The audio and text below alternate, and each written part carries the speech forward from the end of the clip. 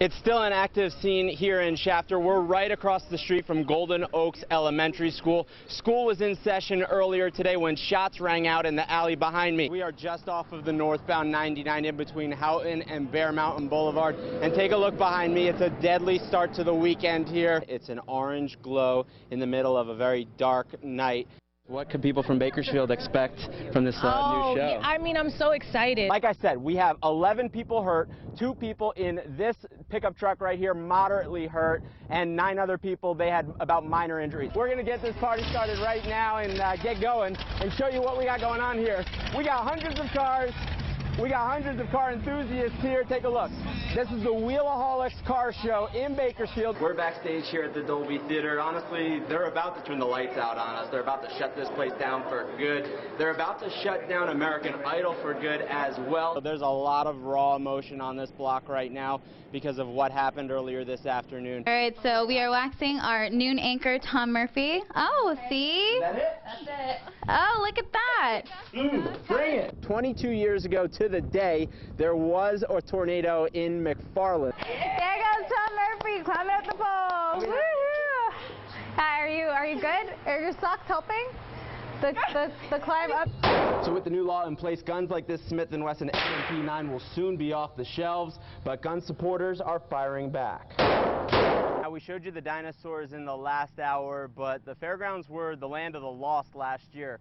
450 kids were separated from their parent or guardian during the fair. We've got drill teams, we've got marching bands, anything and everything in the parade this year. Of course, ending up with Santa and Mrs. Claus to round it out. Take a look at this smorgasbord that I have in front of me. Here's what we got, folks.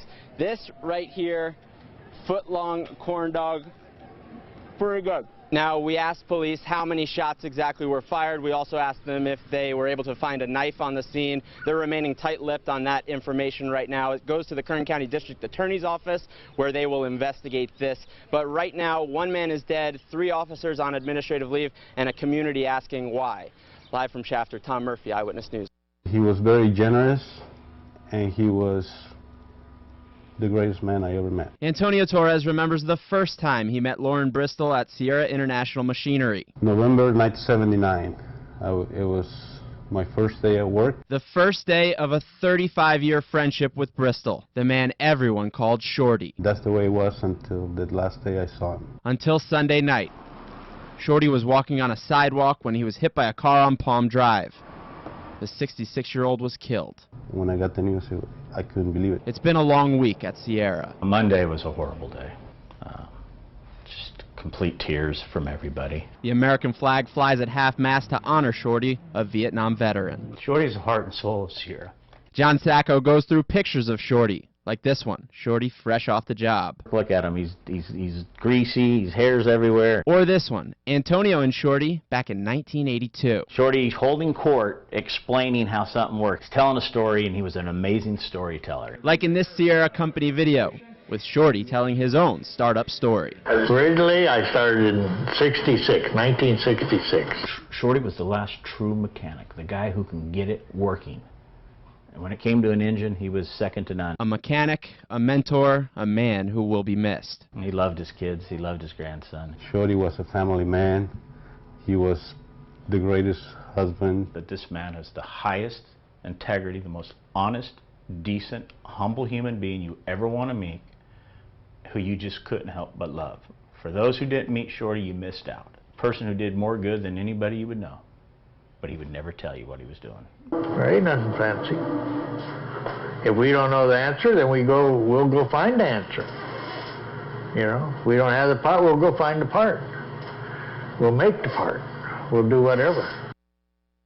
Here at Eyewitness News, we investigate stories others don't. It's what we do. But for this next story, we had to look way up in the sky to see if there was a story or not. There it is again, moving. I'm not saying it's aliens, but I just want to know. Joseph Guzman knows how that sounds. This is hard to believe. But every night, Guzman looks into the sky and sees something he can't explain. I can't believe nobody else has seen this. You could drive down Rosedale, anywhere in Bakersfield, just look up at 7:30, 7:45 towards Rosedale, and you'll see it. He met us at a local auto shop. They've seen the light there too, and they have a friend to prove it. But it's always glowing, and from our view, it just looks like a light. So Guzman started shooting video of the unidentified object. And I felt the same way you probably feel. Come on, it's a star. So he brought the DVDs to us. It moves and it glows. It's got a green glow, an orange, it's got 2 black dots. The top of it is cut off. He's heard every logical idea.